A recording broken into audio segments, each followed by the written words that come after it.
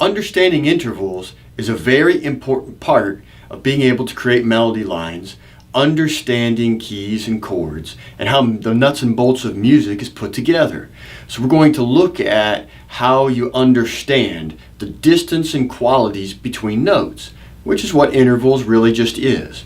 So if we look at the key of C, and we want to determine what the interval is from one note to another, we could look at the distance between C and E to start with.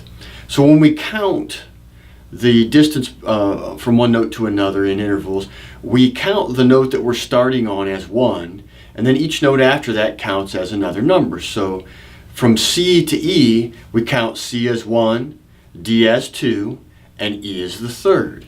So the distance from C to E is a third. In the key, if we wanted to count to find out what interval A is, we would count C as 1, D as 2, E as 3, F as 4, G as 5, and A is the 6th.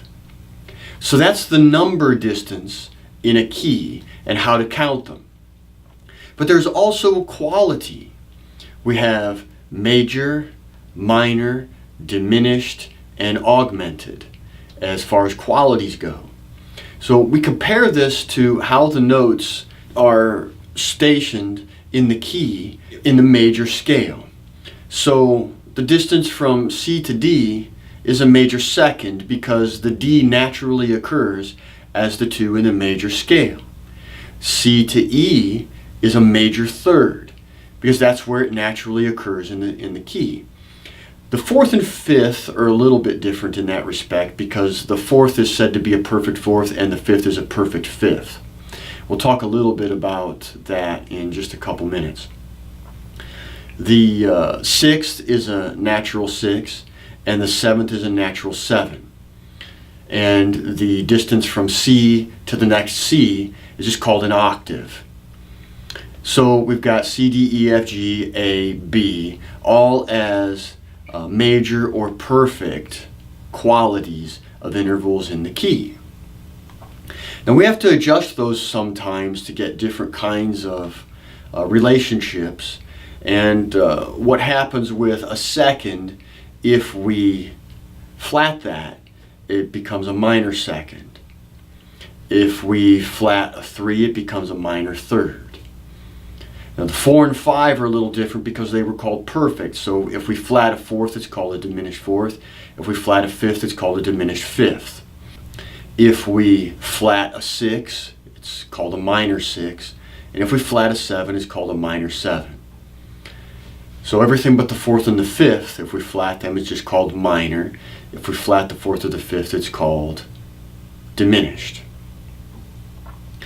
If we sharp steps in the key, if we sharp a perfect 4th, it's called augmented. If we sharp a perfect 5th, it's called augmented. So those are the quality differences.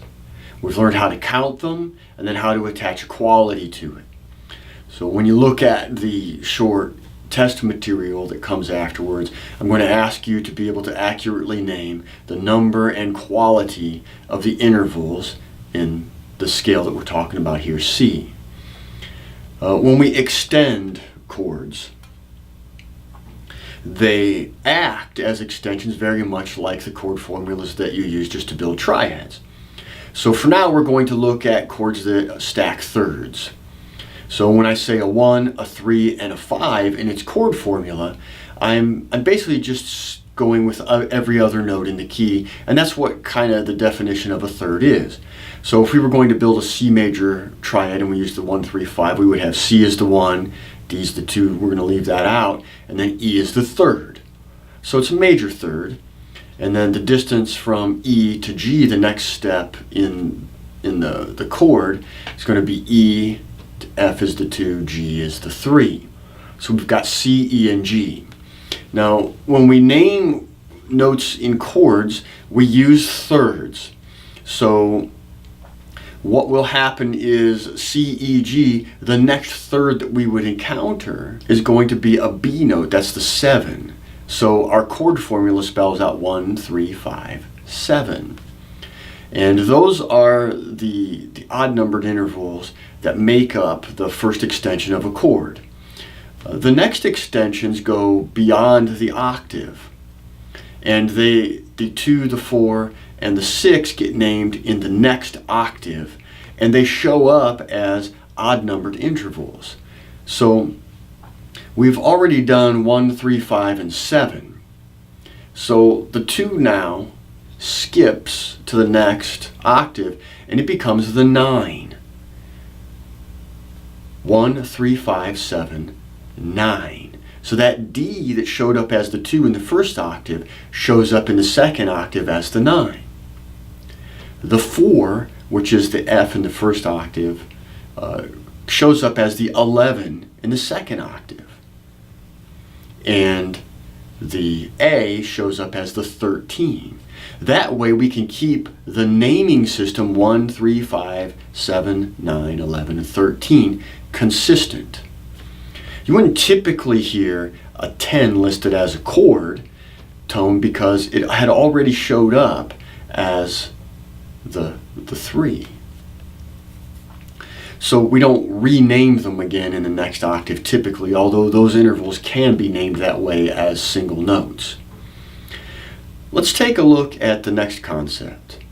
We're going to look at the idea of orbiting intervals, and we're going to look at the key of C.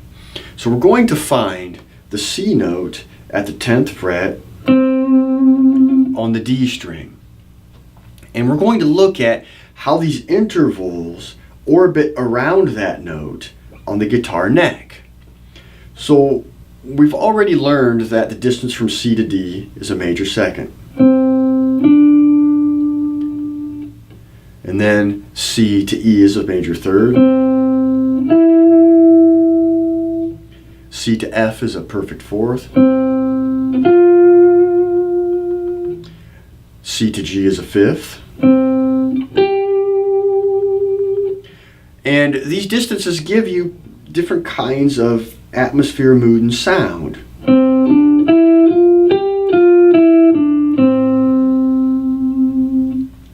So now we've looked at the intervals that orbit in an upward direction.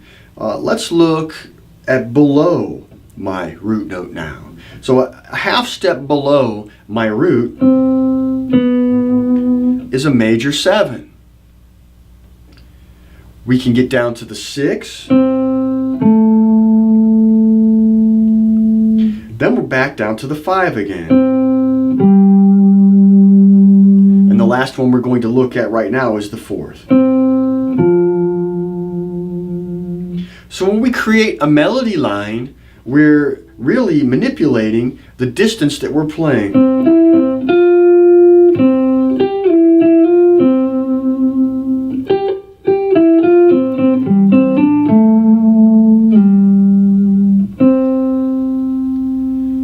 And that's a way that we can use these notes to create melodies. I'd like you to get used to how those specific intervals orbit around that root note. We can get the other kinds of qualities of intervals by adjusting.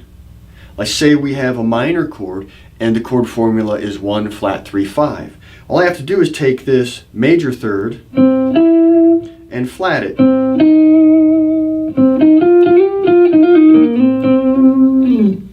Flat 7.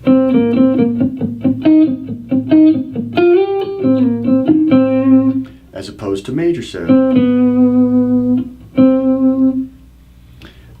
Very fun to be able to get a handle on how those different interval qualities interact with each other and the kinds of results that you can get.